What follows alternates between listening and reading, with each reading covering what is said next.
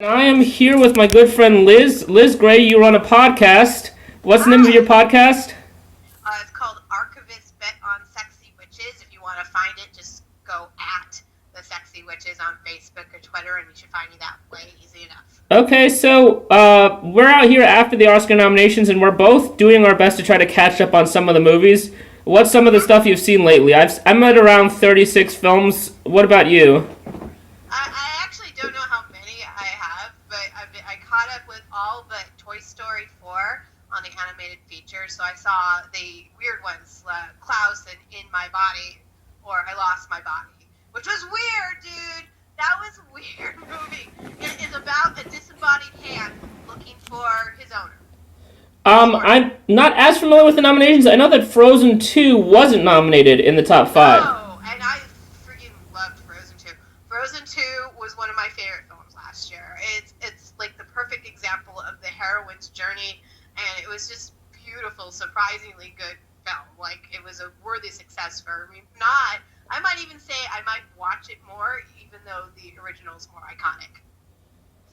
I think a lot of people felt that the Frozen 2 had a little bit of too much mythology, too watered down, and a little bit less necessary than the first one.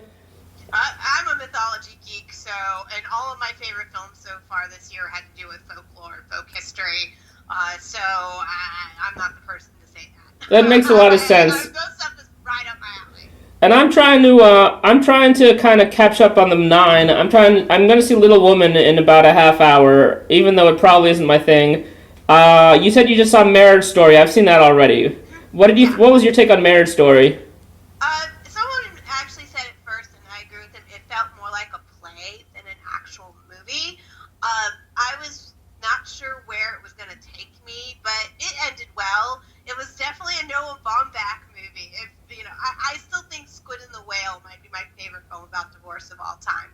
But this was pretty good. He understands it, and he really doesn't try to vilify anybody. The characters are completely capable of doing it themselves. So I liked it on that aspect. I'll never turn down watching a Noah Baumbach film ever. So I probably wish that I had the 2 hours for Francis Ha back, but that's just me.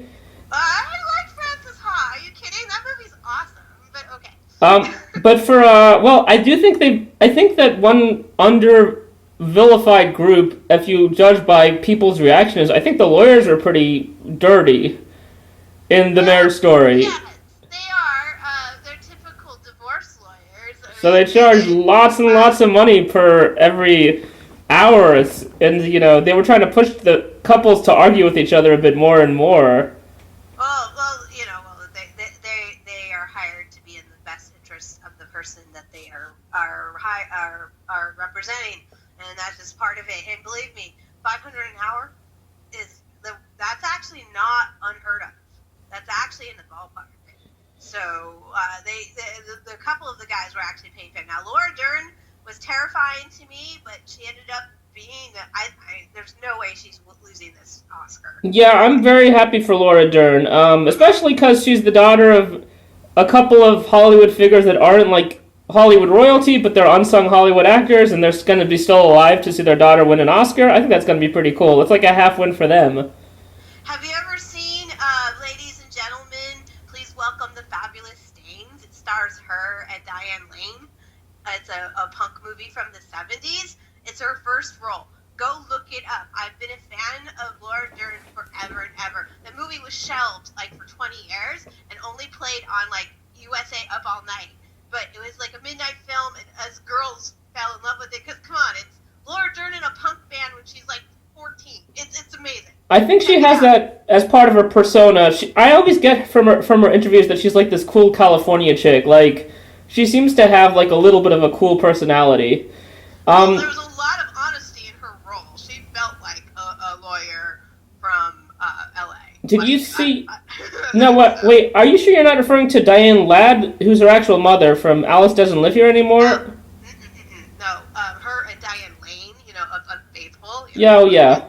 Yeah, they were in a punk movie in the late 70s, early 80s, together when they were teenage girls, and it's called Ladies and Gentlemen, Please Welcome the Fabulous Stains.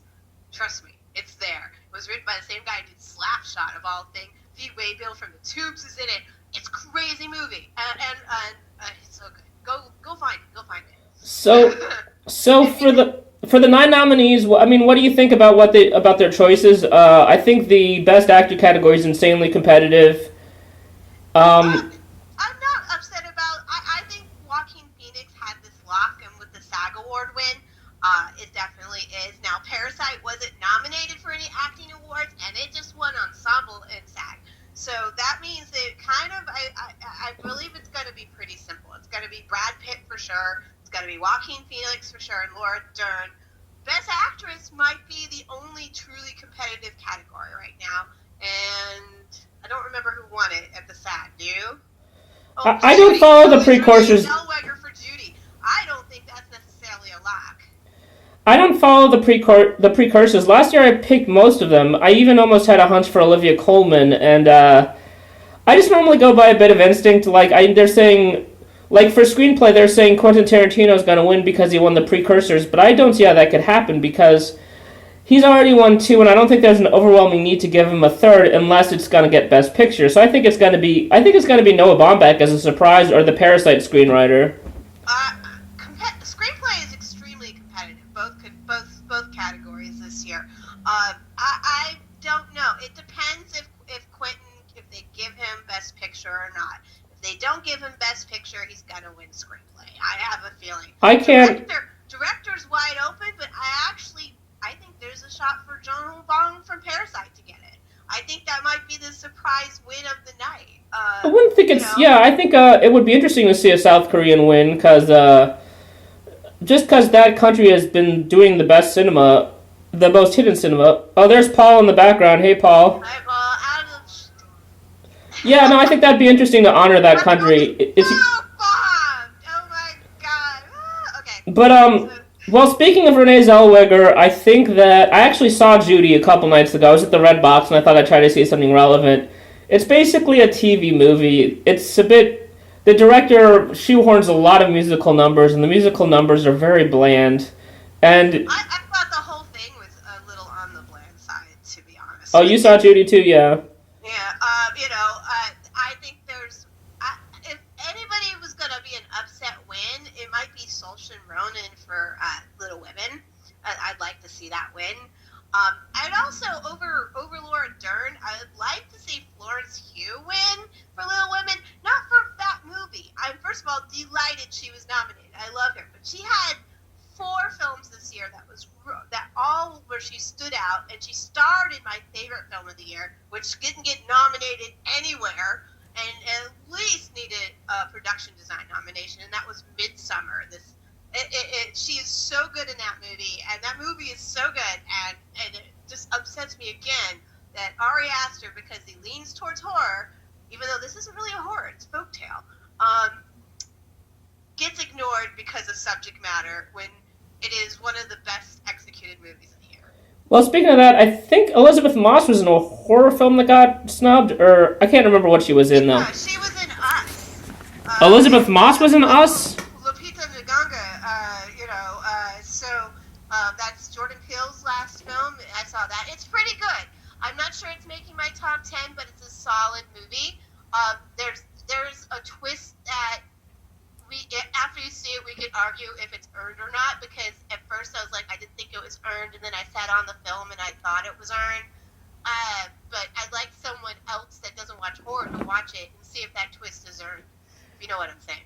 Well, I guess when we talk about the Precursors, again, I try not to watch a lot of the Precursors, so I don't know who won SAG, but I also know that, as I said, I think it's been interesting to see Brad Pitt. Win everything. He's won every award he's been up for, I think. And I think, though, do you think he's genuinely deserving in the role? Here's the thing. I have not seen Once Upon a Time. Oh, I'm sorry. Yet. That's a huge hole. Now, it dropped on Director's Cut today, and I went to go see if I could rent it. No, I have to buy it for $24. So that's out. So I think I'm going to just have to wait until it gets a little cheaper before I get this. I'm going to try to save for Oscar day. But it's a 3-hour movie. It's a 3-hour movie now. It's over 3 hours in the Director's Cut.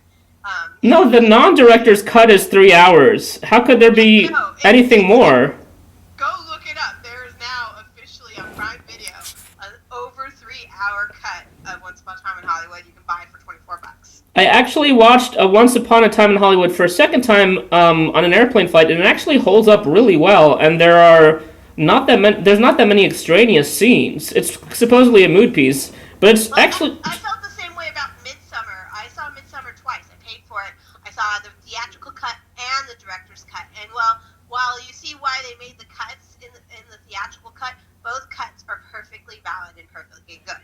And I always like when, it really didn't expand it more. It rounded the edges out, if you know what I'm saying. It fleshed out a few things, but it didn't add new material, if you know what I'm saying. well, I would also definitely recommend when you watch Once Upon a Time in Hollywood, be a little more critical about whether you think Quentin Tarantino deserves a third screenplay a win. I think I love QT, but there's a lot of people that I would like to see win screenplays. yeah. you know, And also, Pedro Almodovar's Pain and Glory was one pick that I was really certain of. And I'm surprised that I'm pretty happy for Antonio Banderas. All right, so this is my prediction. Yeah. If Pain and Glory wins foreign, then Parasite wins Best Picture. I didn't know you could lose foreign and win Best Picture. Yep, I'm thinking that's what's going to happen. I think that because if Parasite wins foreign language, then another film gets Best Picture. I think Parasite is gonna maybe succeed where Roma didn't because it's not Netflix and it's more action oriented. Roma was more of begging to be put in the technical categories. What's also interesting is that 1917. Did you see that one? I haven't seen it yet, but right now, as it stands until this Sunday, see, you were talking about Precursors. I don't follow many of the Precursors. Yeah. I follow 3 of them, and that's when I make my own list of who I think is going to win. The SAG Award, PGA, Producers Guild Award, which just went to 1917, and the Directors Guild Award, which is this Sunday. So, almost always, those are the 3 litmus tests. Golden Globes is a bunch of bullshit. They always say, it predicts the Oscars. It never does. It's always those 3. And in particular, the Producers Guild Award. So that's why I think 1917 right now is currently the front runner. If DGA also gives it, then it's a lock for Best Picture. If it doesn't, if it splits, let's say Parasite gets it, then we're going to get some interesting, that might be a really neat race. Well, I always enjoy a good director-picture split, like Moonlight and Damien Chazelle winning, or 12 Years a Slave and Alfonso Cuarón winning, because it feels like you get 2 winners. Like, you can't take the best director winner is a pseudo-best picture win, and I think Parasite and 1917 are both so good, it's hard to imagine. It would be sad if one of them loses that night, both of those awards. I'm pretty sure that 1917 is going to win both Sound Awards and possibly FX. Maybe It can't possibly lose set direction or cinematography. Roger Deakins did the cinematography, and they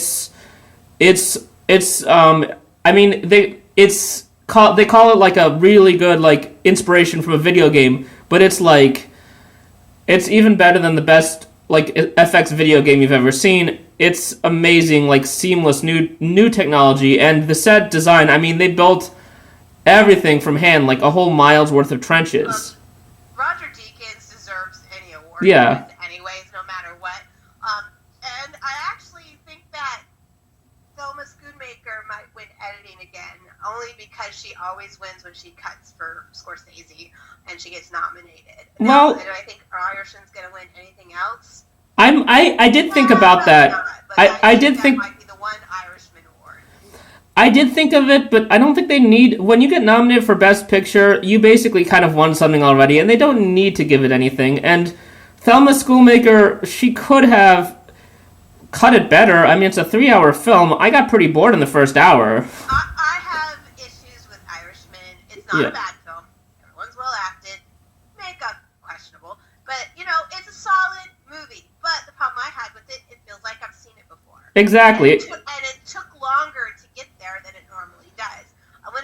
One of the things I love about Scorsese movies, especially a movie like The Departed, for example, is that the editing and camera work just swings with the music the whole time, and it's almost like you're watching not quite a music video, but it just dances, and and nothing holds static, and everything is important. And this movie didn't feel that way. It didn't feel like, I felt like there were scenes that lingered and images that weren't important, which is weird for Martin Scorsese, because when you walk away from our Scorsese film, there's things implanted in your brain.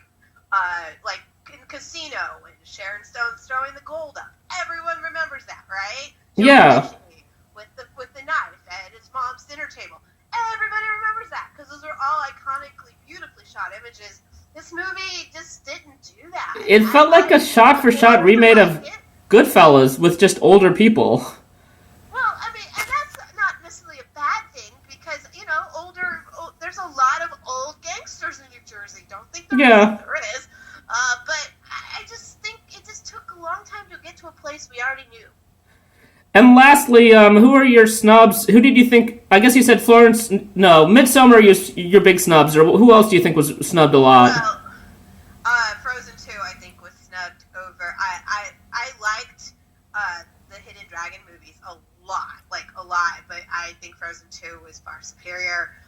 Klaus was so surprised.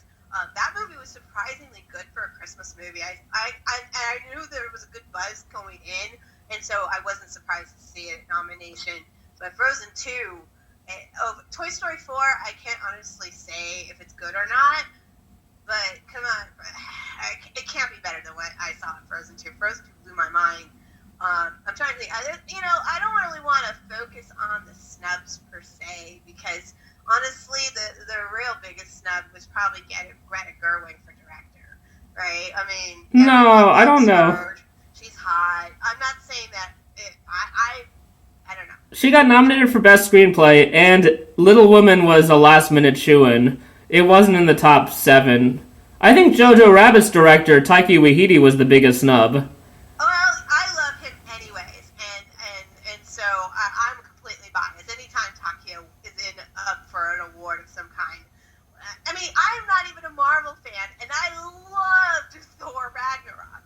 I mean, he's just so good, and he's on such a huge streak, and I can't wait for the new season of What We Do in the Shadows. Oh, I have seen that. I did see that. I did start watching that on the airplane, and that was an absolutely awesome show. It was so funny. It made my top 20 of the year, basically.